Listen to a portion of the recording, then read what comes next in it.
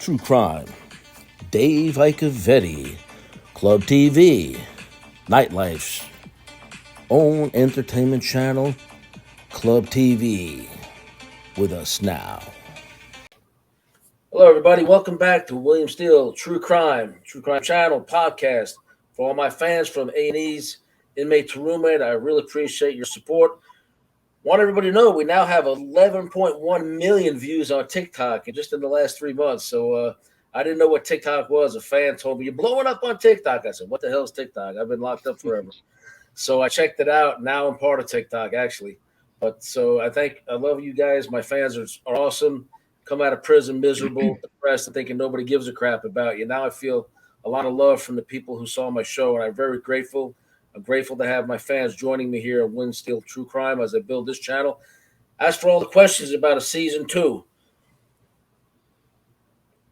do the math. Ask A&E. I can't disclose anything at this time, but let's just say stay tuned. So I'm not allowed to disclose. Anyway, so we're here today. We try to do inspirational stories. Now, we have another phenomenal guest. Now, Dave Icovetti is one of the owners, founders. I'll let him detail his role in this in Club TV. His father was a major mobster, and you know this guy here is a good man. He's well connected, but he's connected in the business world, and he's doing all the right things. He's making all the right moves, and incredibly, this man had a starring appearance in Scarface. I wish it was starring. He actually was in the Scarface movie, the original. I believe he was in Porky's and a few other things I'll let him get into. But just that he was in Scarface alone, iconic, crime movie, whatever. Al Pacino, my God, So he was a young man when he was in that movie. And so we're going to talk to Dave Icovetti today. Dave, thank you so much for joining my show and agreeing to be interviewed by me. I'm a new guy at this. I've been locked up forever. Only been out about a year, and I'm hitting the ground running. I got a jackpot reality show. My channels are growing, and God bless you, man. I love hearing redemption stories. That's awesome. Thank you for having me on the show. I'm glad to be here. No problem. You've got an interesting story. I've seen some of your other interviews. I do my homework, and you want chatting with Stacks. Shout out to Stacks. Hey, Stacks, how you doing, Bill? He's got a new show coming on tonight called The Stacks of Life, Episode 1. I just got the alert for it, so nice. I'll catch up on it later. But he said he's even writing a book with a similar title. So I've seen on some of the other shows, we have similar friends. We have friends in common, Cyril DePazio, I think, being one of them. Yeah, absolutely. He's a great guy. Yep, and I just interviewed Anthony Caliendo. They made the Mob King movie together. Yes, great guy, Anthony. I love that guy. Yep. So I have a beautiful interview with him. I just put it up last week on this same channel. So Dave, tell us your background. Who are you? Who are you in the South? I would say I'm Mr. South Florida for sure. I mean, I grew up down here from the 70s. We landed. My dad got down here in the 60s. He was in Brooklyn, born and raised, but as he got older, he loved boats and fishing in the water, so he moved down to Miami. He was close tied to Carlo Gambino and the Gambino family, so he was kind of like the ambassador for them down here, you might say. And he owned a couple of restaurants. He originated Tony Roma's and Bobby Rubino's chains. He was partners in both of those. Partners, okay. I remember there was a Tony Roma, I think it was in Kimberly Boulevard in next to Coral Springs. What's that next little town right there? I forget the name. Margate. Yeah, well, it started on Biscayne Boulevard in Miami. They had a little joint, and there was these 5 guys from New York sitting around. My dad was there, and they just agreed they were going to start a rib joint. And they go, get Tony out of the kitchen. And they brought Tony Roma out. They said, Tony, we're starting a rib chain. We're naming it after you. You're with us. And off they went. They wound up in Tokyo. I don't know how many locations, but my dad was so proud. His contribution to the menu was the onion loaf. Okay. And they had the signature onion loaf that they made, and he was proud of that. And then a few years later, he was out of the Tony Roma's chain, and they were sitting around again, some guys, and they go, you know what? We're going to do another one. Get Bobby out of the kitchen. and they brought Bobby Rubino out, and they said, "Bobby, we're going to start another rib joint. You're with us." And that's a great way to launder money. So sell some ribs. My father, thank God he kept me away from that as much as he could. But when you're the son of somebody like he was, and still is to this day, amazing. He's been passed on 20 years now. He was one of the lucky ones. He didn't die in prison. He wasn't murdered. He died in his own bed, a free man. Right. And he died at 80, and I added up the years, came to about 20 years of his life were spent behind bars in federal penitentiaries. Atlanta, one of the worst or toughest. I remember I have friends in South Florida. He's passed away now, a guy they call Dave the Plumber. Yeah, and this guy here, he was always warning me. We were shipping a lot of guns and kilos of cocaine to New York in those days, 80s, 90s, early 90s. Stay out of Brooklyn right now. They're killing each other up there. And it turns out it was the Colombo Wars. Okay. And, so was your father involved with all that, with Scarpa and everybody? Well, I mean, my father pretty much knew everybody who was anybody. The list is long. Mostly the upper echelon guys. He was one of they used to tell me when I was a kid that the government has a number for every one of those guys, and that my dad's number was a single digit. Well, they didn't know what it was, but he was one of the top 10 in the beginning. I mean, he was back with Albert Anastasia when Carlo was a young man, and right before Carlo took over the Anastasia family, which is what the Gambino family was back then. Right. And then it became the Gambino family. And my father, was right there in the beginning of all that. So he knew them all. He knew them all. When I was a kid, I'm from Brooklyn. I don't know how well you know Brooklyn. I'm from Sheepshead Bay, Bensonhurst, Gravesend area. So nice. Ocean Parkway, Avenue W and Avenue X. I'm right there. So Gambino had a house on Avenue Y and knew my grandfather. So I'm a little kid, going to Our Lady of Great Catholic School and, Procol School. I was, I don't know, 7 years old probably. And Gambino said, "Hey, Billy, I know your grandfather, stay out of trouble, stay in school." So that's my experience with Carlo Gambino, one of my neighbors in Brooklyn. He also had a house, I think it was Oyster Bay on Long Island, but he did live near me. I never met him, but I feel like, he was my grandfather in a way. I mean, you never hear anything bad about that man, anything. No. And from what I understand, he spent no time in prison for all the alleged things he was supposedly involved with and control. But that's those guys, William. I mean, there's very few of them left. They were stand-up guys. They were respectful. It wasn't about killing people. I mean, the last thing they wanted to do was have to kill somebody for a variety of reasons. Too much heat. It's a lot easier to kill someone than it is not to kill them, I find. The hard part is not killing some of these people that deserve it. And for those guys, it was a last resort. Nowadays, everybody's trigger happy. The old lady at the grocery store is ready to blast you. So, and plus the loyalty's not there anymore. You don't see it like you used to. I look back when I was a kid, and it was like being in the Godfather movie, being around my father. These beautiful cars, these good-looking guys, these gentlemen full of wisdom, and, newspapers painted them in a bad light, of course, but that's their job, is to do that. So, but most of those guys they called cold-blooded killers were the nicest, grandfatherly type of guys you ever want to meet. Right. Yeah, I understand that even these days, like when the RICO laws came out, it just got to where everybody became informants and turned on each other, and they couldn't do, all these massive sentences. So let me roll on all these 20 other people. So yeah, and when they went after John Gotti, they took everybody down that was even the slightest vicinity of him. And my dad, being who he was, he got taken down, and he went away right there at 89. Not long before John went away. And, after that was the beginning of the end of, I think, anything that was a flashback to the old days of what it used to be. It was business back in those days. It became a glamour.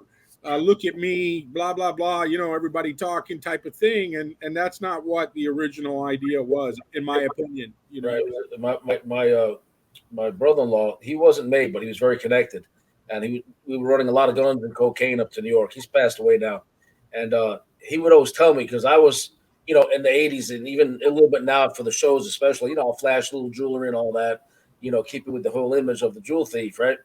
And back then I flashed a lot more, except for when I was moving loads. Then I would just throw a wedding band on and drive a rented car up I-95, or right. throw some briefcases full of dope on Amtrak and take that up there. Yeah. And he would tell me when I would put on a flash in my downtime, man, you stop wearing that shit around my house and around my shop. Said, my parents know you're not effing working, man. They know you're a fucking locksmith. Take that shit off around me. I mean, I seen and heard so much of people like that because they just look at you. Yeah. Like one of my dad's closest friends was a guy named Jerry Chili. I don't want to say closest friends, closest associates. They were friends. I remember that name from the whole Ferranti case, the Gus Ferranti. Yep. I mean, I could tell you so many names and tell you little innuendo stories and stuff. It's just amazing. But that guy I remember the most about Jerry was being with him one day, and he was in a seafood place. A guy named Frank the Fisherman owned it, and he's in there, and he's like, "Give me some mussels, and don't give me none of them GD open ones," and laughing, and Frank getting him the mussels real fast, and those kind of memories. But people would see him and would be intimidated right off the spot. Another good friend of mine and my father's was Guido Penosi.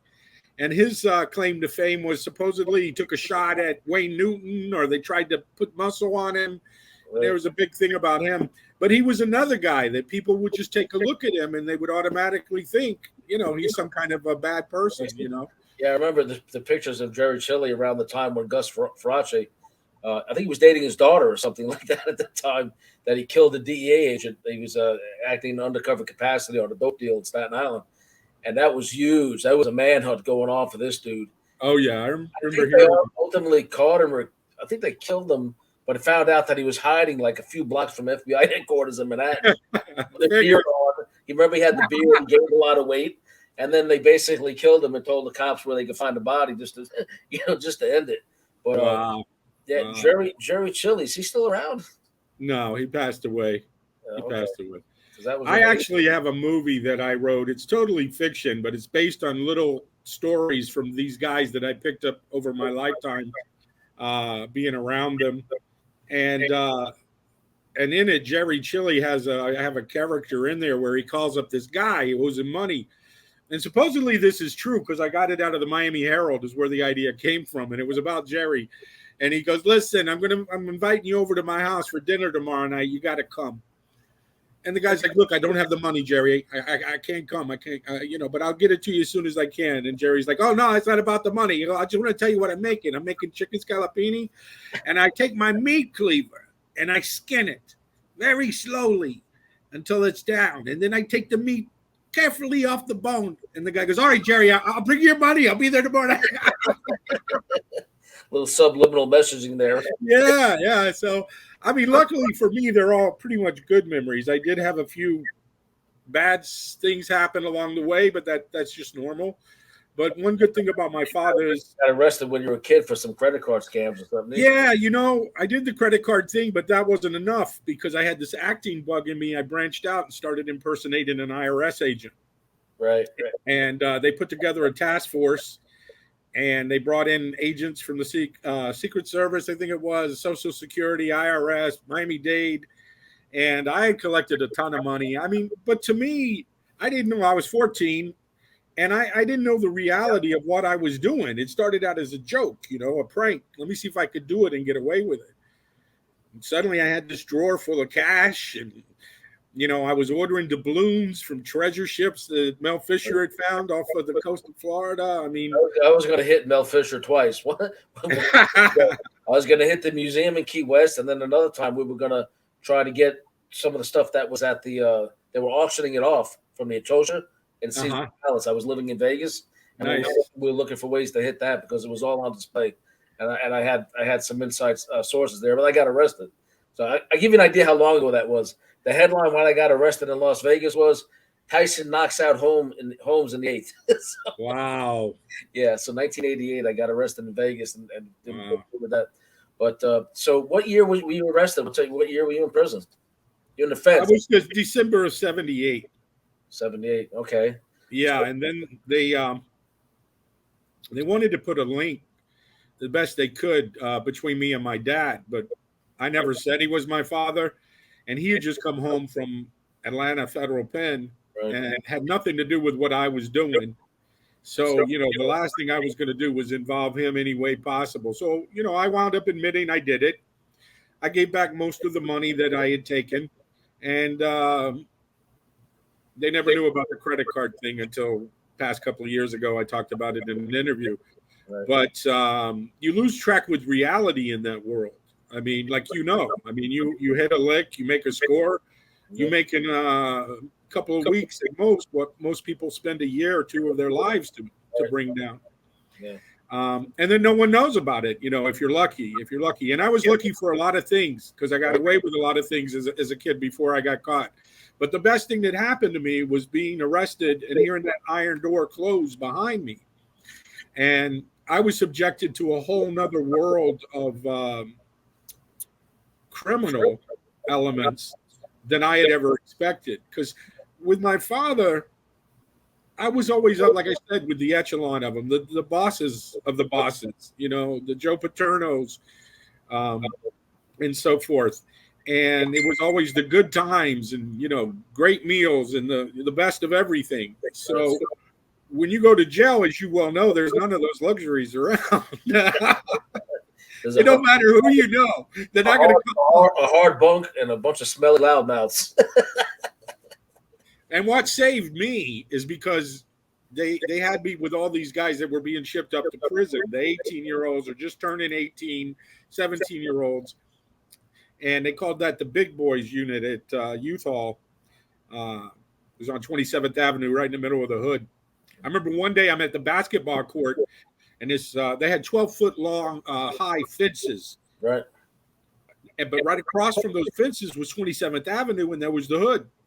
And there was this tall black kid standing there with his buddies. You're talking about Miami. He starts reaching in his pocket and giving them his chocolate bars and his sandwich or whatever he had on him. And they're like, man, you're flipping. What are you talking about? You just got time. You ain't going nowhere. He goes, yeah, I'm going home right now. And Bill, I swear before God, this kid took off.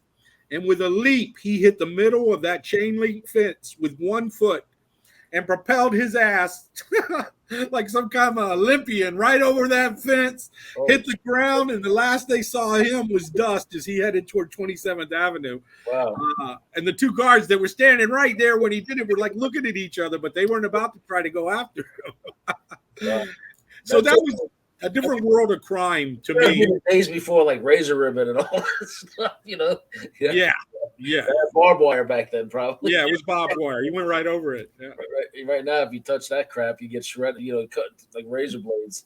And that's the only reason I got away with the stuff I did at 14 is because I was reading about my father in library books. I would skip school and go down there. And when I was 14, he was in like 10 books then. He's in like 20 now, besides the one I wrote about him. Right. I wrote one about him a couple of years ago. It went to #1 in organized crime biographies on Amazon. Tell the fans the title of that. We'll put it up on the screen and put the link in the description. Sure. It's Silent Partners Part 1 and Fat Dave Gambino Capo. And it goes into a lot of the stories about him and his youth. There's going to be a couple of more coming out shortly. Is that the book Cyril was talking about when he's doing a Silent Partner series and a new deal that you guys, is that you with him now doing that project? Yeah. I'm partners with him on Silent Partners, the movie project that he's got. He's had it going for 4 years now. People think, wow, it just happened. But he's been working hard on that for 4 years at the same time doing his Mob King series and other thing. Very proud of him. He was a hustler too when I was the only one that he let review Mob King. He sent me I have a whole copy of Mob King still. I did a review. It's up on this site right here. You'll see it. Awesome. I'm in there for a minute. I'm in there for a minute. Where are you in that? Because I was my girl, my fiance Mary. She said, wasn't he in Mob King too? I said, I'm pretty sure he is. Yeah, I'm the guy. Well, unless they changed it, I don't know. They're always editing and re-editing until the final one comes out. But in Mob King, yeah, I played one of the mentors of a young Zero. I give him a gun and before he goes off to kill somebody. The young Zero was I forget his first name, long name, Nishenback or something. He's in Texas, right? Yeah, Matthew. I can't pronounce the last name either, but his mother's always in touch, trying to see if I know anything for him and want to help him or interview him. Yeah, great kid. His mom's a real sweetheart. Yep. And that's the thing about the entertainment business. Thank God I went that way.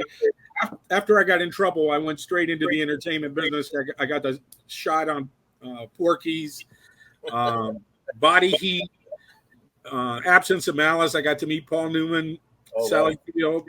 That was like they were shooting on Key Biscayne in a marina, and Sidney Pollack was the director with Paul Newman, and a baby Manitou had come right in there by itself where all these boats are going. And I was telling one of the production guys about it, and Paul Newman was walking by, and he's like, what? Where is it? And do you know, him and Sidney Pollack took a rowboat. They stopped the whole $1 million budget or whatever it was, shut everything down, and went out in a rowboat and led that baby manatee out of the marina. They're always getting run over. They're endangered animals. So, but for them to do that, I was thinking, wow, that's pretty heartwarming. It's so slow moving, and then near the surface, the props cut them right up. I've seen it in South Florida. I've seen that before. It's horrible. You'll see them sometimes. They'll swim by and they'll have the scars from where they got hit by those propellers and they survived. We're gonna circle back to your entertainment stuff. But what did you do like in the meantime? Did you ever hold down a traditional job or 9 to 5 or to make ends meet while you're working on your other projects? Well, mostly I would always go back to Club TV over the years because it started as a local TV show late night. And we would take over the best nightclub in town. We would charge at the door. We would broadcast the next week, late night, so the people could come down there, have a blast, and then see themselves on the local ABC channel a week or 2 or 3 later. And that always made money. But, I found the problem is getting the altitude is easy in the entertainment business. It's keeping it that is the hard part, So, yeah, I would always fall back on either going to work for my dad. Before I got in the entertainment business, the television business, I got in the radio after Scarface in the movie business. I was in radio. I was a producer there more than anything. But then I got into the seafood business. And I wound up being partnered with Bugsy Siegel's cousin, a guy named Harry Siegel. Okay. And they owned the Bonfire Restaurant on 79th Street, which was one of the mob hangouts.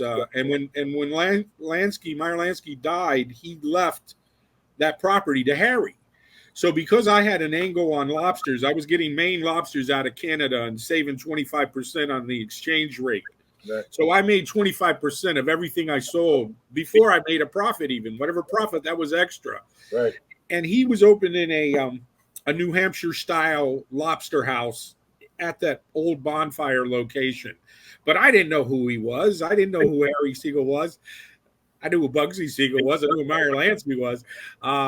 So I wound up in partners with them for the longest time, and then that didn't work out. And, it's the old starving artist thing, You go with it as long as it's working, and then if you have to fall back and try again another day. I think in show business, you're only it's like being in sales. You're only as good as your last sale.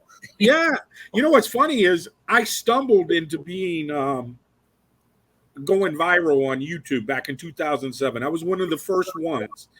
I did a production called Extreme Monster Fishing about these tuna fisher guys, like the movie with what's his name that he did, Perfect Storm. Oh, Mark Wahlberg, I think it was. I think it was him and that Clooney guy. He was the captain of the boat, Perfect Storm. So anyway, these guys knew those guys, but it was an actual documentary where they went out there. And in the beginning of it, there's a clip of a rogue wave knocking over one of these freighters out there while they were at sea. So anyway, it hit. It went viral. And yeah, so I was one of the first ones to go viral on YouTube, but nobody remembers that now. My 4 million views is nothing compared to the kind of numbers they're getting now. So yeah, listen, I have 18 years, nonviolent crime in prison, and I'm now like all of a sudden, being told I'm blowing up on YouTube. What's YouTube? I mean, excuse me, on TikTok. I'm being asked to be an influencer. I'm like, what the hell does that even mean? Literally, just over the last few months, I'm getting a couple of movie offers here and there. Hey, we'd love to have you on our movie and playing a jeweler or a thief or this or that. And I'm actually looking for an agent right now because it's really getting pretty hectic. And I don't know how to process a lot. I'm grateful for it. I know I have an obligation to use this platform to share inspirational stories because I'll have guys on who got out of prison, turned their life around. I just had a couple of them on this week. A guy named Chris Willers and Joseph Langdon. A few of them, Chad Marks was big. He used to write articles for Prison Legal News. But I also have on a lot of celebrities and people that are doing different things. And I just, you've been in the business and, you haven't been in prison for a long time. I'm still getting used to the supermarket. So now here I am with one of these, the iPhone. I wanted to get this one. We went to California. I went to Marina Del Rey, and went to the Beverly Center in Beverly Hills. And I had a piece of crap phone that the people I was living with when I got out of prison got for me. And, like my first phone, whatever. And I said, look, I can make movies on this, right? Because I was working with an A-list screenwriter to do my screenplay about my life and about people I knew from my past, like Robert Durst. I knew Ghislaine Maxwell for a while. So she was working on a screenplay. She got nominated for an Emmy Award for Bessie with Queen Latifah on HBO. And she dies in the middle of writing my screenplay while I'm in prison. My first book was covered by Nancy Grace on her podcast while I'm still in prison. So I'm in the New York Post. I'm in the National Enquirer several times. My co-author is editor-in-chief of the National Enquirer to this day. I got very good connections over there, including with the New York Post. And all of a sudden, I walk out of prison, like literally a month before I walk out, A&E wanted to participate in a reality show about releasing prisoners, returning citizens. And I'm like, hell yeah, and I made sure like my projects get included. And they allowed me to discuss my first book, Sex and the Serial Killer, My Bizarre Times with Robert Durst, on the show. So I don't know if you saw the show yet. You got to watch Inmate to Roommate on A&E streaming. And then I can't talk about season 2, but, it's understandable. Well, you're in the right genre. I mean, I like the music entertainment business, the nightclub business. I like, the acting and, drama, but where the money is these days is true crime. There's a fascination with former criminals and how they did it, why they did it, what happened to them, how they turned their lives around. So you're the poster child for that. I saw an article in some business magazine about a year before I got released. We were locked down for COVID for like a year. I gained like 100 pounds in lockdown. Guys are dying all around me in the prison. And I'm like, holy crap, man, I'm never going to get the hell out of here. I got months to go. And people were dying. I'm overweight. I'm thinking I'm going to catch the shit and die.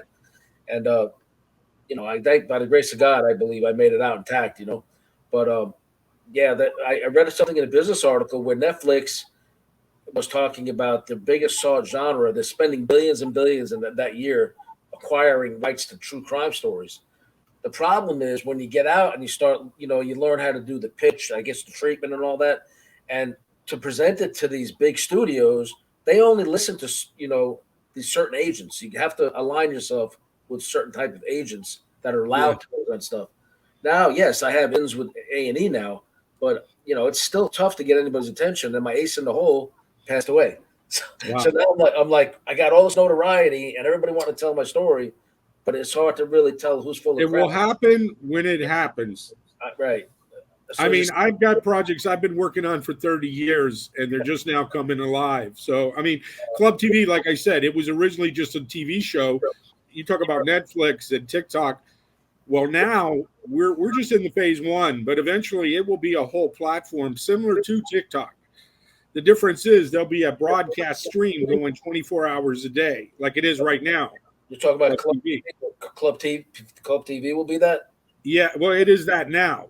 But it's going to go to a platform where you can go in there and set up your page and broadcast right there yourself, just like you would on YouTube or TikTok. Then we have another network that we're rolling out later this year, which is all true crime and original films and original documentaries. Oh, wow. And it's going to be monetized like YouTube is, but better. I'm trying to see if I'm already following you. So I just pulled you up while you were talking there. Right? Yep, that's it. I'm already following you guys. Nice, thank you. Okay, so for my audience, this will be in the description. Follow Dave Icovetti and Club TV on TikTok. And Yes, sir. As you know, my show's got 11 million views, and so I'm going to start posting some stuff with yours, and maybe we can carry it over to some of my people checking it out. Nice. So, yeah, and then hit like and subscribe on my YouTube channel, everybody. Dave, if you'd spread this YouTube channel around, I'd be grateful to pick up some more. Absolutely. I got to get the watch hours up, and then I can start doing lives here. I'm only on my personal TikTok, I'm only at like 460, subscribers or whatever they call them. But everybody who's an expert's telling me, start posting 3 times a day and read a chapter of my book or a passage from my book on TikTok, and you're going to get up to 1,000 right away. And I'm going to start doing 5 days a week shows here, 3 times a week on TikTok. And I'm going to do this for a living because I do have stories to tell, and I'm also making good connections and great people like you who are willing to come on my show. I think like I'm looking at like guys like what's his name, Sean Atwood in London. You know, he does a lot of true crime. He did time in the States. He's got like 900,000 subscribers. I was on his show twice. Both times they got over 300,000 views. And nice. The second time he's like, every time I have you on, I have over 300,000 views. You know, nice. Yeah. So it's pretty humbling. And I saw a lot of comments on some of your stuff online, and people love it. They love your character, and whoever is the lady that doesn't want you to eat meat is. I mean, I haven't seen a whole show. I've just seen little clips of it. But yeah, it seems like it's something good and different, and that's what it is. A lot of people don't have creativity, right? And when you're an original like you are, you've got original stories that only you can tell. Right. So I appreciate that. Yeah, let me just give you the premise real quick. So while I'm in prison, right, I have 2 sisters. My mother was mentally ill. I loved her. I protected her. I've always protected people from bullies and all this bullshit. And when I went away, they saw that as an opportunity to take advantage of the situation. They told my mother I was dead. They stopped all contact. They had her sign a bunch of documents. And when she passed away, thinking I was already dead, her only son, they stole the house on the Jersey Shore. They stole the house in Brooklyn, over $800,000 of my inheritance. And I came out of prison destitute. Before I came out, I was writing a lady in Indiana, very strict Seventh-day Adventist, her and her husband. I told her, I said, hey, you know what's going on with my family? They contacted the prison. I think I'm going to kill them when I get out over this money. I forgive my sisters. I hate what they did, but I forgive them. I changed my life completely. I want to write books, tell my stories. I want to help people. I was a law clerk in prison. We're helping people that are wrongfully incarcerated. We're doing all these different things. And so my sisters don't understand that or get that, and they're scared. I have one in New York and one in South Florida. And so she says, okay, you can come up here. I didn't know over 5 years of writing her, she developed a crush on me. So I get into this household, and she's trying to break me up with my fiance, Mary. Mary is a forensic accountant. She's a genius. She got into UC Berkeley at 15 years old. Okay, light years ahead of me in intelligence, and she's drop dead gorgeous. She looks like a cross between she's got a smile of Julia Roberts and the looks of like one of the Kardashians. Nice, you're blessed. My girl's she's on 2 episodes. When you watch the show, you'll see my girl. But so I got over there, and all this drama that unfolds because they're so strict. When I wasn't into her, it got worse.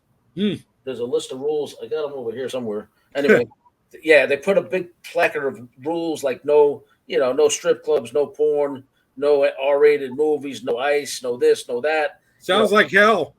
A lot of my fans were saying, hey, Bill, you got to break back into the prison. Tell the warden you want back. So a lot of the TikToks and like Free Bill and like you have people filming their TV screen, I guess, on TikTok, and they're making commentary behind the scenes, and they're like, this poor guy can't use ice. He's better off back in prison. This guy can't. Right. And so one of the things is the meat police. So somebody bought me a lot of meat. I had it one night in the fridge. I was going to move it the next day to the neighbor's house. Sharon. So Sharon's a wonderful human being. She said, I always knew they were weird. I didn't know it was that bad. One of the big things was Sharon, across the fence. I'm drinking ice. I had snuck out the ice machine. And I said, I got some ice. We didn't have that in prison. I said, are you still holding my meat?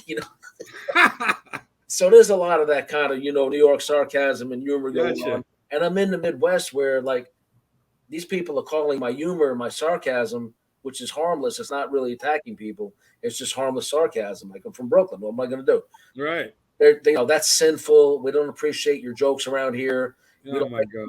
ways. And I'm like, are you really the same person I knew for 5 years? Because you knew where I was from. And for the last year, we spoke on the phone once a week. You know I was a bit of a smart ass. But anyway. It was the woman scorn. Sounds like. Dave, you have to watch it, man. But this show's about you. I apologize for veering off. But no, I love to hear success stories. And, I'm the first one to help another person any way I can in the business because people help me. That's how I got the job on Scarface. The guy said, "Hey, Dave, you want it on?" And he hooked it up, and there I was. I had no idea it was going to be an iconic film like that. But I love hearing. Did they ever get any behind-the-scenes photos of? I know these days it's all about the selfie. Yeah, I remember I did Found Money in Vegas. I did years ago in the 80s. I did Crime Story, but Dennis Farina series. I was a background extra in several of them. But I was dealing a lot of coke on set, so that's kind of what kept having me around, But is there any? Now it's all about selfies, but back then it was like you couldn't like ask for pictures with the stars. It was like a faux pas. You couldn't do it. Well, Pacino was pretty cool. I mean, I didn't really interact a lot with him, but I would say hello. He would nod back. Funny story about him though. At the Fontainebleau pool, he had a heavy set guy that would follow him around with an umbrella and a lawn chair. And I remember thinking, man, because that guy was like 40 years old. I'm thinking, geez, that ain't like a job that I'd want to be at his age, Right, and Pacino would snap his fingers and the guy would run over. He'd put the chair down. He'd open up the umbrella. Pacino would sit down. He'd get up and walk over. He'd snap his fingers. The guy come running. Well, at one point, he got to talking to some little cutie model on the set by the pool, and he didn't hear the snap. And Pacino went off on this guy. Oh, man. Like no tomorrow. And I remember thinking, wow. And I said something to one of the guys that was working there with me. I said, man, he's Al Pacino. He didn't have to treat that poor guy. He's already not doing so great with the job he's got anyway, Right. And he's like, nah, he ain't like that. He goes, he's just in the Tony Montana mode, Right. That's art imitating life. Because if you remember the scene, what was on Oceanfront Boulevard, whatever, A1A in South Beach, at the hotel where the shootout was with the Colombians. Remember that in the room? Yeah, I was there. What? Oh, you were there that day of filming as well? Yeah, I worked 2 weeks on this, on all the I was a refugee on the bus wearing a straw hat. I was a person walking up and down the side. I still remember the circle windows because in the original cut, that blood got splattered on those windows. And also in the original, the guy with the chainsaw came out and Pacino blows his head off, and you see the top of his head go flying up. I heard it was rated X because of all that originally. Yeah, I wondered what happened, why they didn't use some of those. That's why they had to get that X down to an R. That's exactly right. But no, that hotel, which I forget the name of, is iconic. It's still there. I was there literally a few months ago, and I showed her. I said, holy shit, that hotel's still there. I grew up there. That's the ironic part. We landed right there on Washington Avenue. Back in those days, you could have got that whole building for less than $100,000. Now you could, for like $10 million probably. Well, what happened was first the cocaine cowboys war started, and you had the Colombians just blasting Cubans, and Cubans blasted anybody in their way, and Aidland massacre, all that. Griselda Blanco, Jorge Ayala. I knew him. He was one of my connections back when he was a free guy. Yeah. I knew the CIA and everybody else and their mama here. I mean, and then Scarface came, and Scarface was exactly like that. I mean, it wasn't okay. Maybe the ending with 40 guys was a little more. They'd probably only sent 8 or 9. Right. But that movie to me was like so realistic of Miami at that time that I was growing up in and I was seeing on a daily basis. I mean, then Miami Vice came. And they had originally were going to tear down all those hotels. Right. But luckily, the Art Deco people got involved and they petitioned and they saved all those buildings. So when you go to Miami Beach, even now, that Washington, Ocean Drive, Collins Avenue, those buildings have been there since the 40s. Right. So it's like a museum, an outdoor architectural museum in a way. They can do what they want with the interior, but the outside stays the same. I couldn't believe the street. It's all like, I think, going in one direction now. It's got bicycle lane or something. I'm like, what the hell? love that place. Now when I go there from Broward to Dade, I can't get out of there fast enough. It's just not the same. Yeah. You know, you can't park, you can't move around. We're really overpopulated here in South Florida now, and it's not getting any better, but it is what it is. But I love it. It's home for me. Yeah. I asked my father, I said, Dad, do you ever miss Brooklyn and New York? He goes, I miss my friends. But he didn't miss the city. When he or your family lived in Brooklyn, where did you live? What section? Well, actually, he lived with his uncle back in the day in Hell's Kitchen, wherever that is. Manhattan. Okay. And then he worked seventh precinct. I know exactly where they are. Yeah. Then he started running crap games in Harlem, and that's where the Anastasia guys noticed him and then took him under their wing. It was a guy named Johnny Rabilato. He was a cop. No, his brother was a cop, and they both owned funeral parlors, and he was also a loan shark. And he used to drive around to get his money in a hearse. So guys would pull up in the hearse. He didn't have to even get out of the car. They'd come running out and running out. Hey, that's a hell of a name for a gangster, Rabilato. He's like robbing a lotto. Yeah, it was his real name too. They called him Johnny Roberts. And actually, when Anastasia got whacked, him and some guys were going to go get even with Carlo and them for taking out Anastasia, and then he unfortunately was gunned down not long after that. But he was my dad's mentor, closest thing to underworld father, if you would, and it really broke my dad's heart. My father was supposed to pick him up, him and my mom, that night that he was murdered. And my mom had like a psychic moment and said, "Don't go down there. Don't go down there tonight. Right. Take me home." And my dad's like, he looked in the rearview mirror and he goes, "Well, I do need a shave." He goes, "Somebody else would give Johnny a ride," and he didn't go. Oh. And that morning, the story goes, he woke up, and I heard this from my father and Jilly Rizzo. Both told me the same thing. My mom woke up at 5 a.m. that morning, and then she had a dream, and Johnny Rabilato was passing around a plate of figs. He owned a couple of restaurants, and he was always entertaining people. And in the dream, he was passing around this plate of figs, right, and suddenly he was covered in blood. So my mom wakes up and says, "Oh my God," wakes my father up, says, call Johnny. Something happened to Johnny. And he goes, "Are you out of your mind? I'm not calling Johnny at 5 a.m. because you had a bad dream." The phone rang at that moment, and it was Jilly Rizzo, who owned Jilly's in Manhattan. Right. He was like an uncle of mine, really good friends with my dad and Sinatra.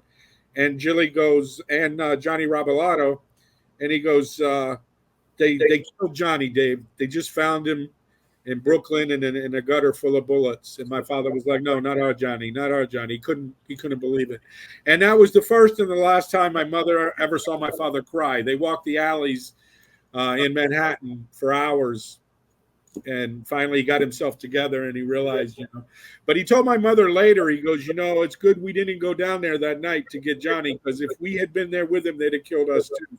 It was already was planned and there was nothing could be done about it." Women's intuition is something else. I got around a guy since I've been out, and he's just a treacherous guy. I kind of sensed that he was trying to sell us a house he didn't own. Mary had leukemia when I got out, and she's in remission now, thank God. But my fiance, he tried to sell us a fake cure for leukemia. Real piece of crap. He's got a big mansion over here on the river. And he, I have to say allegedly, because things are still going on with this guy, had a thing where he would drug and allegedly murder his financial crime victims, including a lot of senior citizens, especially if they threatened to go to the cops. But he was working as an FBI informant while he's swindling people and while he's allegedly murdering people. Wow. So she had always told me, she said, "I got a really bad feeling," because she was still in California. I was only out a few months. I was open to making connections, friends. Look, I have a TV show trying to change my life. If you have something legitimate, I can do to help you and earn some money. Right. I need to earn some money. And he was always trying to draw me after that. After I didn't bite on the scams, I said, "I'm the last one you ever want to try to scam, because when I figure it out, you're not going to like what comes next. I'm trying to change, but don't try me." Right. And he never got that point, And so she always said, like your mom, she said, look, I really have a bad feeling. Please promise me you'll never eat anything he prepares in that house. Just I was out here months before she was able to move. And, I said, okay, I respect that. And like if we ordered from a restaurant, I'd eat that food. I'd watch it, not let him touch it. Come to find out, he had drugged a lot of other people, and some of them, didn't turn out too well. So she hit it right on the head. She's a hero. I believe that there are certain people that are gifted and they have some sort of clairvoyance abilities. I've had them myself, and I didn't listen to them, and I always wound up regretting not. Right. So now when that little voice tells me, don't do this, don't do that, I don't do it. Some people call it gut feeling, or like, if you're a person of faith, it's like, spirit of discernment, or women's intuition when it comes to women. They have it very strong. I think, I believe in the creator. I believe that that's given to them more because they're really responsible for life, bringing life into the world. And they have to be protective of themselves. So they have more of that inherent skill. So women are in my opinion, are the stronger sex, because anyone that can push a 9-pound anything out of there, he's got my vote. I sure couldn't. I've been shot at and all this other nonsense for stuff I've been involved with, but and I could go into the most dangerous situations when I was doing heists. But try to give me like a vaccine or something, man. I hate needles. No. I can't stand needles. No, I can't stand nothing to do with doctors. But going back to that, we are blessed to be in this business because not only do you get to meet people, it's exciting. It's always an adventure. No day is the same. But we're not hurting people. They may get hurt in the movie, by some type of accident. Those days are over because now it's a surveillance state. So every phone call you make, every text message you get, there is no more getting away with anything like you used to could do. Those days are gone. So if you like prison, which some guys, they like going there because they keep going back all the time. But me, once was enough for me. It wasn't prison, but close enough. The jail months on end, and then I had to go in the probation program. And, again, I'm glad that I learned early about that life because those days are over. You can't do any of those things that I did now. The credit cards never last a second. And then you and your mom suffering, when your dad was locked up, you lived through that as a child, right? So yes, that's got to be pretty painful for a kid, It was. It really was. From the time I was 6 years old to the time I was 14, I didn't see my dad. It was just books in the library, stories from my grandfather, my uncles. And then when I got to see him at 14, I had already bit the apple, so to speak. I brought him these bags of imported pistachios from Turkey, and I'm showing him gold $20 St. Gaudens, solid gold doubloons from the Atrocia. And my father's like, son, what's going on here? And the kids of people that spend a lot of time in prison have so much higher rate of risk of like alcoholism, drug abuse, dropping out of school, all kinds of problems. I've got kids, they turned out great, and it's not really through any of my doing, because I was absent from their lives, and I deeply regret that. I'd like to rebuild those relationships, but it is what it is. Okay, Dave, listen, is there anything else you want to discuss, promote? Tell me what you're doing next. Any more books coming out, movies, projects? Be careful what you wish for, right, Bill, because you just might get it. Mm-hmm. And I mean, I'm very grateful to be at this point in my life and have these things come into pass. I've learned technology. If I had known and we had iPhones and all these things back in those days, forget about it. I would have already been a mover and shaker. But as it is now, I have partners in India who do all the tech for Club TV. I got a marketing team in Manila that I get online like I'm talking with you now, and they tell me how they're going to do this and that. Producers in California, and it's all coming together with the Club TV thing. And then not only just the Club TV thing, which was like a dream to always make it a success, I never dreamed it would be on this level. So it's a platform now. And then to put out a true crime network later on, with independent films and documentaries where people like yourself can gravitate to on a more sophisticated level. Do you have a name for your true crime channel yet, or you don't want to release that yet? It's funny. We're toying around with a couple of them. One of them is Taboo TV. Another one is Dark Side Television. I mean, but it's going to be something where they're not your normal run of the mill type of programming. Okay. So what do you think of this? Now we do William Steele true crime, but I do also inspirational stories, true crime. I'm trying to shy away from too many of my stories until my other books come out in a few months. But then I have another TV show that's just about to release. It's called and a PR firm. So still a Spotlight PR or Steal a Spotlight Media. My TV show and radio show, Steal a Spotlight, both of them. What do you think of that? I like it. See them on the screen? We just picked those names a few weeks ago. I like it. I like it. You know what? You put it out there, you throw enough stuff on the wall, something's going to stick. You know, it's really what the people like. But going back to the business and how we're lucky and blessed to be here, and you know, you have to make that choice. Whereas there's been things that I wanted to do, I had to sacrifice, and I may never get another chance in my life that I had to walk by to get where I'm at right now.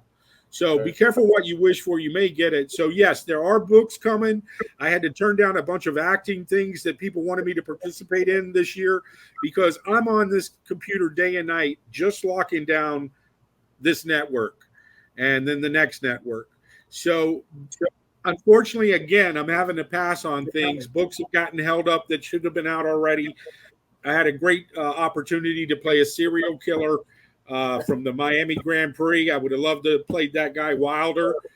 He was a millionaire who went crazy and just started kidnapping and killing women across the country. He started at Daytona with one of the Miss Florida girls, and then so they're keeping me in mind, but the clock is ticking. So, but yes, there's a lot more things coming. It's just taking a little longer than I had hoped for. Wherever I can work with you to help promote, man, I'll be glad to do it. Like I said, I'm new at all this, but I'm a tenacious marketer, and I have had to learn about 5 or 6 platforms since I got out of prison. Right. And I only recently found out, like, you know, Chip from Crime and Entertainment Network, you know. Yeah, Hollywood. Sure. Okay, so I've been on his show several times. Yeah, good old boy. I love him. Yo, he's great, man. He's like encyclopedia on the mob too. So yeah, so he's a good country boy, but he's a really good guy. And, I like him. Yeah, I was on his show. Had a great time. I keep getting on Facebook like these things where like it says you're tagged in like, you know, with 200 other people with, you know, Hollywood, you know, entertainment, crime and entertainment, and I'm like, what the hell does tag even mean? Because I'm sending out my stuff like one at a time, and then I got Facebook blocking me saying you can no longer send links or whatever, and I'm like, what am I doing wrong? And then you can only send 20 at a time on Messenger. I didn't know how to do this until recently. Well, that's why you got to get you somebody from India or the Philippines who does all that for you, like I do. Listen, they pitch me all the time, but I don't know who's looking to scam you or what. You know. Right. Well, you know, we'll talk. I'll get you some contacts. You check them out. You like them. You use them. You don't. No problem. Now I know how to tag, so now I'm hitting the thing. But it's like I tagged something like you said 960 people. You know, from just one of my groups. And but eventually, Bill, you're not going to be able to do it. You're not going to. I used to answer every comment, like every post. Right. I was always there, but now it's just too much. It's too much. And I've actually got it to where now I don't post as much and I can get more work done. That is something that I think that we have to, and I'm learning now, delegate to someone else so that you can accomplish more things. Because you could be tagging for hours every day and posting and commenting and replying back.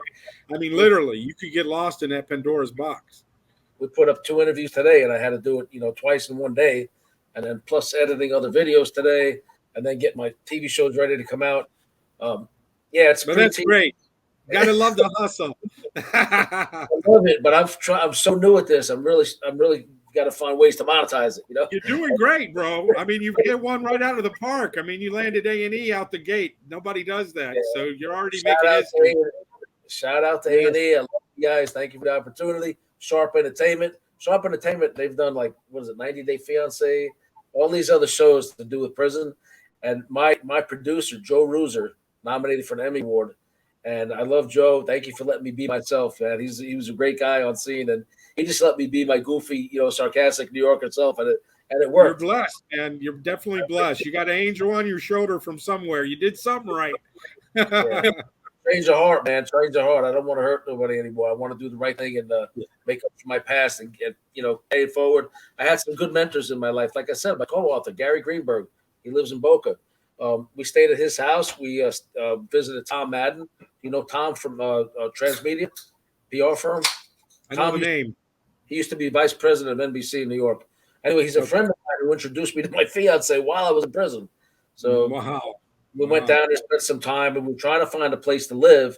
But prices are pretty freaking steep in Florida right now. So it's crazy. I'm still stuck in the Midwest, and we're trying to get our footing and then make another foray back to Florida here in another month or two. I mean, I would just say this because you are a newbie since I've been doing it since 82 or whatever. It's not try to rush it because you get sometimes where you feel like you're banging your head against the concrete wall. And that's where, a little bit of despair and maybe second guessing yourself come. Don't ever over push it. Just take it as it comes, because if you try to do it too quickly, then you mess it up. It's like a nice sauce, right? You got to give it time to simmer and put the right ingredients in there. You can't rush it. I appreciate making connections with guys like you, Ciro, Anthony Caliendo. He's told me the same thing, man. Reach out, if you need anything, you have any questions. And I feel like part of me is like, just do it, and I can handle this. Other parts are like who am I? How's this happening all at once, all of a sudden? But you're really doing it. That's who feeling. You are. You're the guy who's getting it done. That's who you are. That's who Bill is. Not everybody can do it, Bill. I have a lot of guys that say, Dave, how do you keep doing and, stay in there and constantly, I'm just blessed. I'm lucky in that respect. My daughter's grown. I'm still best friends with her mama, so the only people I am, my mom's 80 going on 86 years old now. We have 4 generations under one roof here in Hollywood.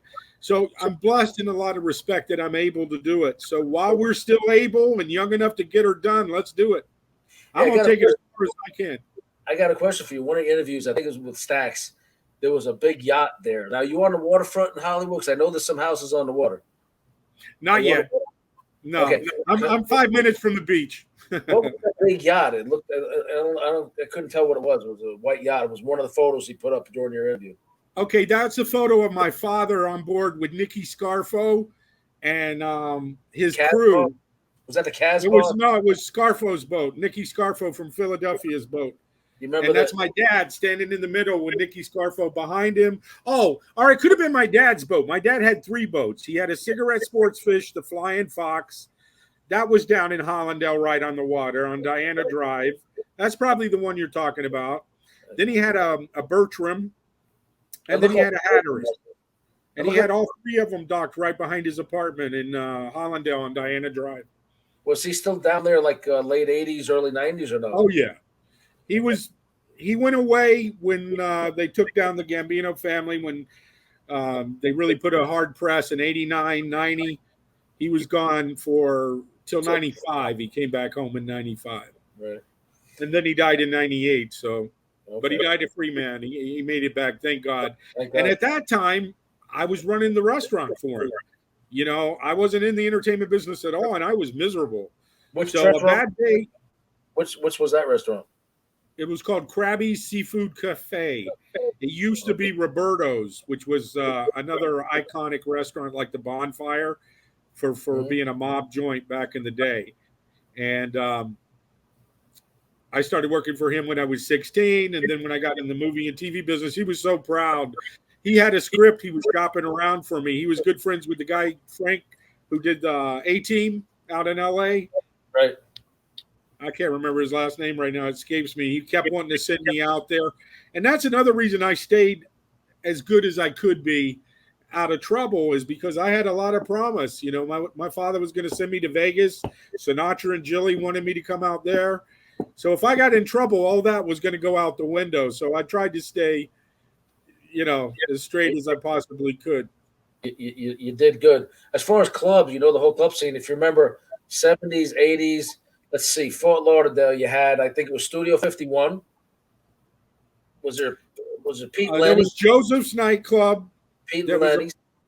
Joseph's. Pete Lenny's. Yeah. There was Solid Gold, the strip club. Pure Platinum. Archstock's Playpen. Confetti's. Confetti. The reunion room. I was in the early 90s. I went to Confetti's. They were doing flashback 70s disco all the time in that period. I used to love My going there. ex-wife is from France, and I would go to clubs and shoot them over there in Europe. My daughter was born there. And I was in one club one time, and of all things, they started busting out with Cotton Eye Joe. And I was all these French people doing a Cotton Eye Joe across the dance floor. I was like, wow, I have that on video.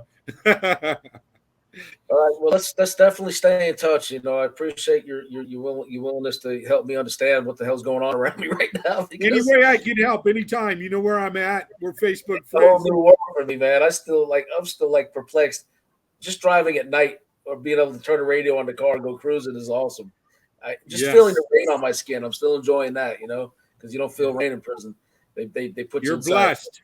Yeah, don't let anybody get you to go back. No, hell no. I'm not looking back. I'd rather, you know, whatever. But I'm not going back. I'd rather live as a poor man, you know. But I'm fighting every inch for what I'm getting now. But you know what? I've got 18 years to make up for, and I'm trying to do it. I'm gonna do it. So thank you for your support. You're gonna do it. I'll tell you what. And I'm having more fun now and getting more things accomplished and making more dreams coming true than I ever did in my younger days. So it's never too late. It's all about you. My fiance Mary's right here. Mary, come here. Say hello to Dave Icovetti. It's my fiance. Hey, genius. How are you? She's the one that handles all this like technical stuff. She's awesome. She's the one who got the master's at 15 years old. She got accepted into UC Berkeley at 15, and then later Johns Hopkins. God bless her. What did you do? You must have done something good in your life, Bill. She has a heart for helping people in prison, right? Because she has a client, Dave Reinhardt, in California prison. Family stole millions of dollars from him. The same people that did that stole a lot of money from her family. And so she's really got him and some other people she was helping. And so she needed a PR firm. She reached out to Tom Madden in Boca saying, hey, I'm in California. I need PR for my client. And he says, hey, my friend / client, William Steele, he's incarcerated. He writes books and he's a law clerk. Why don't you guys talk? So we started talking 4 months before my release. We fell in love, and here we are today. We're engaged. Beautiful. I love it. Sky's the limit. Next, there'll be a biopic about your life. Yeah, yep. Check out the show, and I'll continue to follow and like your stuff and support you in any way I can, man. I appreciate your time. My pleasure. Thanks for having me on. Anything I could ever do, let me know. I'm here. Thank you, Dave. Good night. Good night. Thank you, Bill. God bless. Or you can find all Dave's stuff, all his books and his projects in the description. Just please look him up, like all his stuff, follow him, subscribe. You know what to do. And my stuff as well, his books, follow his projects and his movies, and especially Club TV. Yeah, baby. Good night. Club TV. Got it. Good night.